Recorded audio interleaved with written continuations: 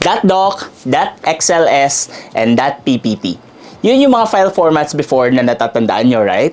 Pero, of course, nag-level up tayo mga file formats na yan, may dinaktong na X sa dulo. .docx, .pptx, .xlsx. In short, kilala natin sila bilang the original softwares na Word, Excel, and PowerPoint. This is now embedded within Microsoft 365.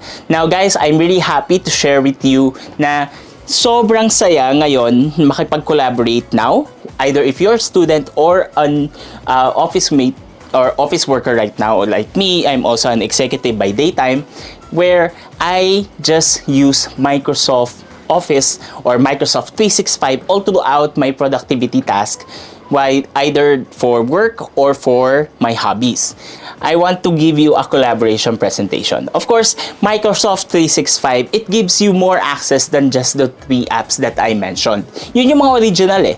Pero alam nyo ba, mas marami pang applications na pwede nyo gamitin. Meron kang Outlook, Publisher, may OneNote, meron ka pang MS Teams, may Skype. Of course, Calendar is also synced into that para mabigyan ka na mas magandang workflow and management throughout your whole productivity. Either it's for a student, a college student, or for a working professional, or for me, hybrid. Kasi I do things both at the same time as a content creator as well. So maganda dito is you now have online access and collaborations. As you can see here, this is my desktop, this is my laptop, and this is my iPad. All running the same file, all collaborated. And if I change one word here, makikita nyo agad yan instantly. Instant. There. So makikita nyo, as long as you reload the whole presentation, it's also instant.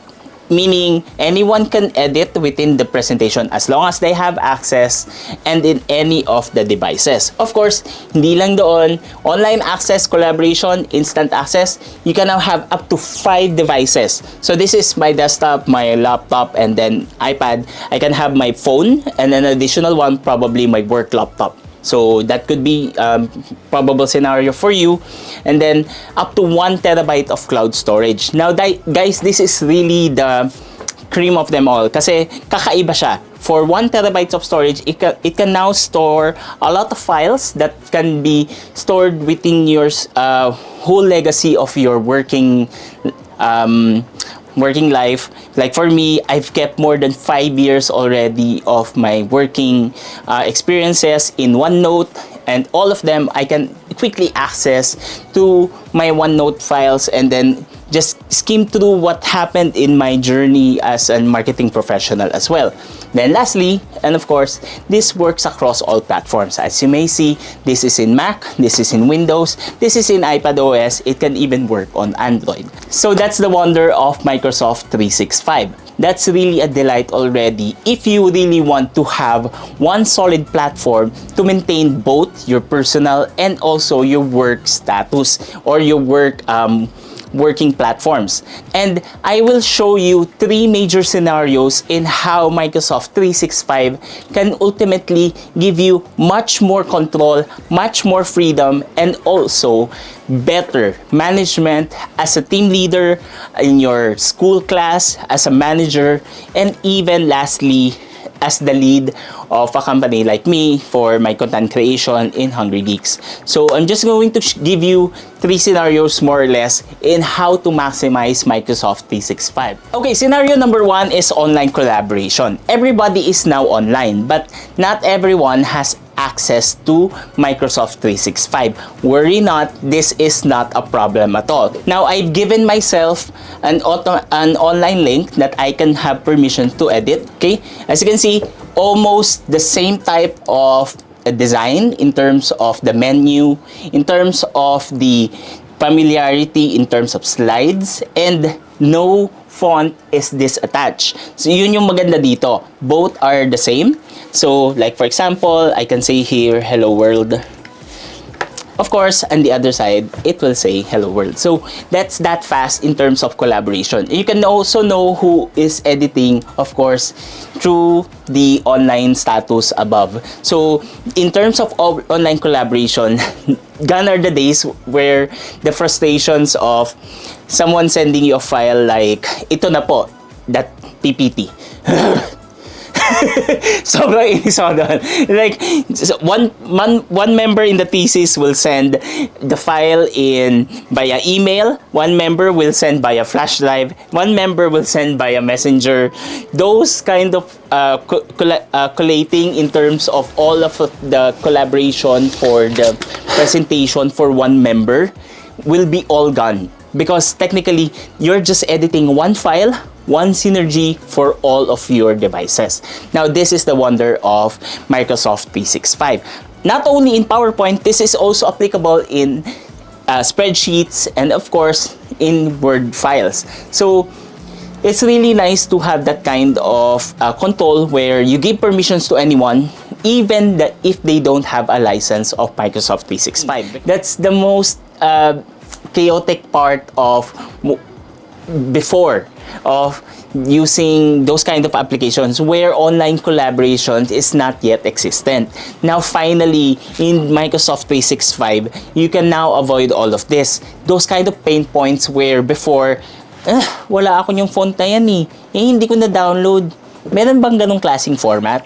All of those can be avoided from the onset because technically, with just collaborating on one file, all of those woes or problems will be taken care of kasi embedded within the file itself has the font, has the format, has the template, and of course, you're all collaborating under one file. So kung may magkamali man, you can also search on the history and check it from time to time. So it's really more collaboration, more interaction rather than wasting time in terms of patching up a lot of files.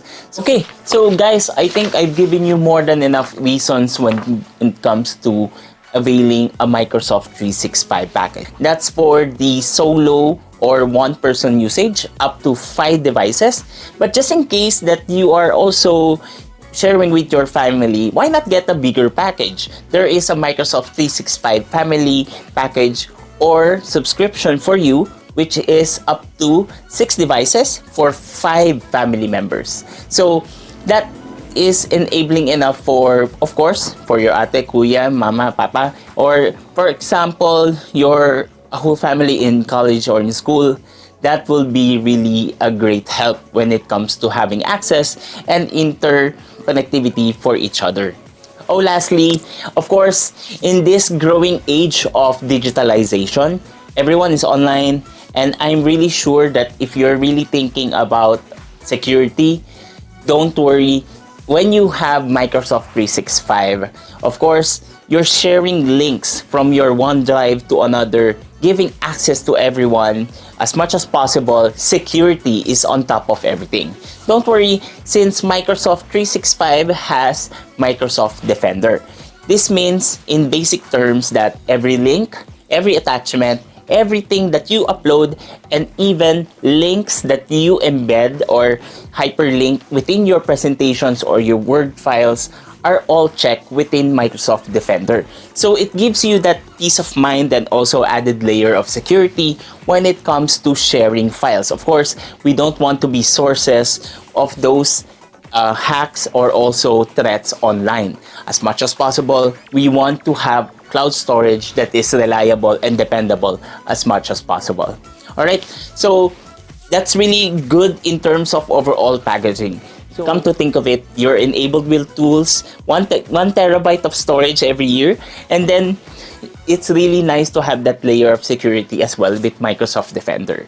So, thank you so much guys for checking out this video, and thank you so much to Microsoft for sponsoring this video and checking out the new Microsoft 365. I've been using it for some quite time now, and it's really a big help on my side as I do hybrid work as well. So, thank you so much guys for checking out this video. If you have any questions about Microsoft 365 and how to maximize it, or in what kind of questions that you may have, just comment down below. I'll answer it, promise. And of course, make sure to subscribe and also to support us by following us on our social media channels. And why not check out our official website at www.hungrygeeks.com.ph. With that guys, thank you so much. Bye.